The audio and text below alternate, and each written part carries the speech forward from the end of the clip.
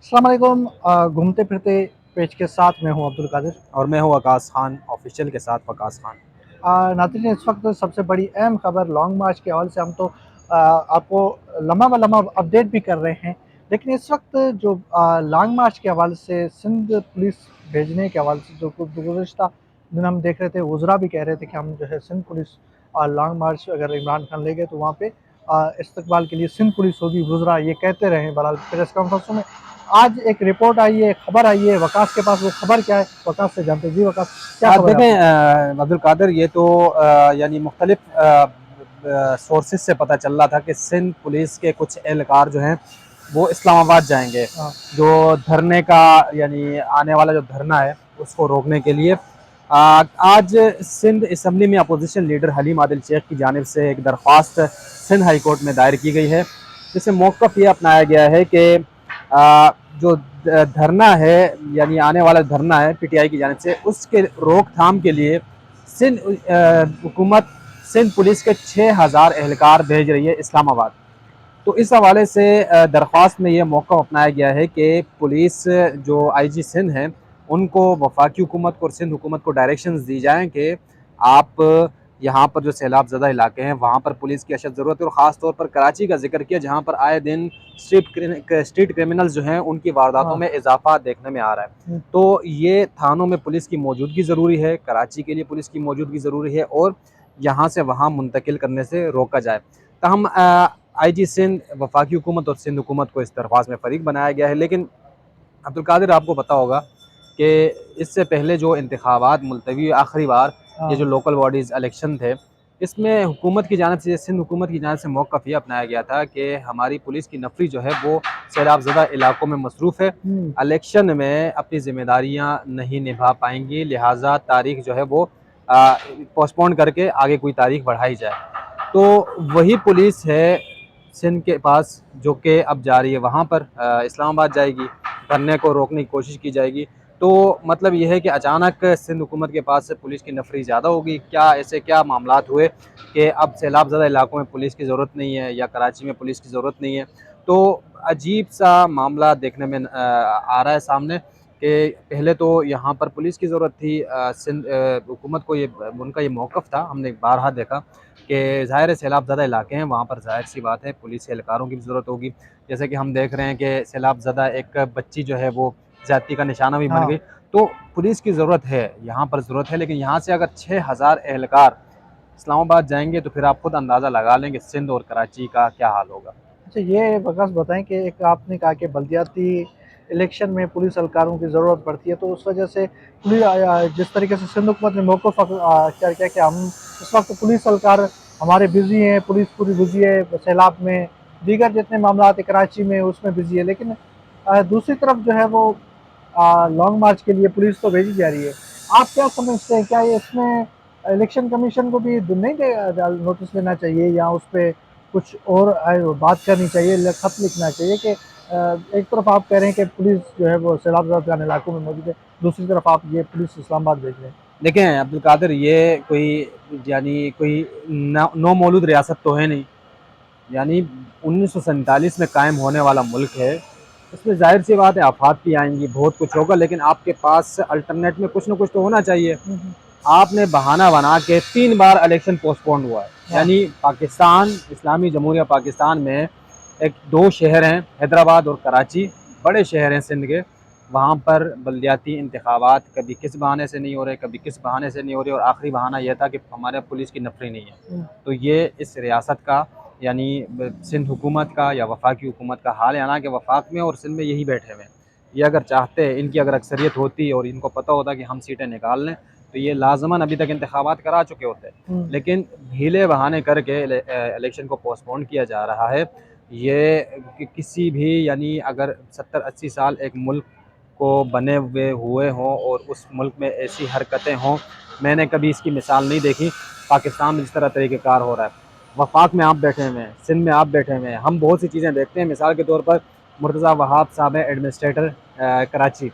अब उनकी आप सोशल मीडिया पर पोस्टें देखें तो उससे ये लगता है जैसे ये बिल्कुल बेबस है। आज ही मैंने उनकी एक पोस्ट देखी जिसमें वो कह रहे हैं कि जमात इस्लामी जो है वो सड़कों पर कीलें ठोकती हैं, वो पैनाफ्लेक्स लगाकर, हमें टैक्स भी नहीं देती।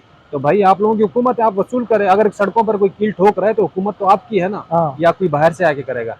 ये तो जमात इस्लामी पर उन्होंने जानिब से जो इल्ज़ामात लगाए, बहुत कम इल्ज़ामात है। यहाँ पर तो एक आम शहरी जब उसको पाइपलाइन सड़क से पार कराना होती है तो वो पूरी की पूरी सड़क खोद देता है। इंतज़ामिया फेल है। आप फ्लाईओवर्स पर आएँ, सुबह आते हुए मैं रोज़ देखता हूँ कि कुछ चिंची नुमा वो कचरा उठाने वाली गाड़ियाँ, मज़दूर लगे हुए सफाई करते हैं, और वापस मैं जब जाता हूँ कचरे के ढेर होते हैं, कचरा वहीं का वहीं पड़ा होता है, उठाया नहीं जाता। आप जाएँ आगे, जहांगीर रोड से आगे जाएँ तो आपको एक जगह पे कचरा मिलेगा, जिसकी वजह से मगरिब के वक़्त शदीद ट्रैफ़िक जाम होता है। तो मामला ये है कि जहाँ पर जो काम करने हैं, अगर काम करने वाला कोई हो, संजीदगी का मुज़ाहरा करे, तो कोई भी काम हो सकता है। कोई इतना हुँ। रॉकेट साइंस नहीं है, हाँ। लेकिन किया नहीं जा रहा। और इनको लग रहा है कि हम शायद लोकल बॉडीज़ इलेक्शन में हमें नाकामी होगी, इस वजह से ये इलेक्शन पोस्टपोन करा रहे हैं। और इस्लामाबाद में मसला एक और दरपेश है, वो ये है कि पंजाब पुलिस नहीं होगी इस्लामाबाद में। पंजाब में पीटीआई की हुकूमत है। खैबर पख्तूनख्वा की पुलिस नहीं होगी, वो होगी तो पीटीआई की तरफ से होगी। हुँ। वफाक में अगर होगी भी तो फ़ौज हो सकती है, और वफाकी पुलिस जो है वो इतनी तादाद में नहीं है।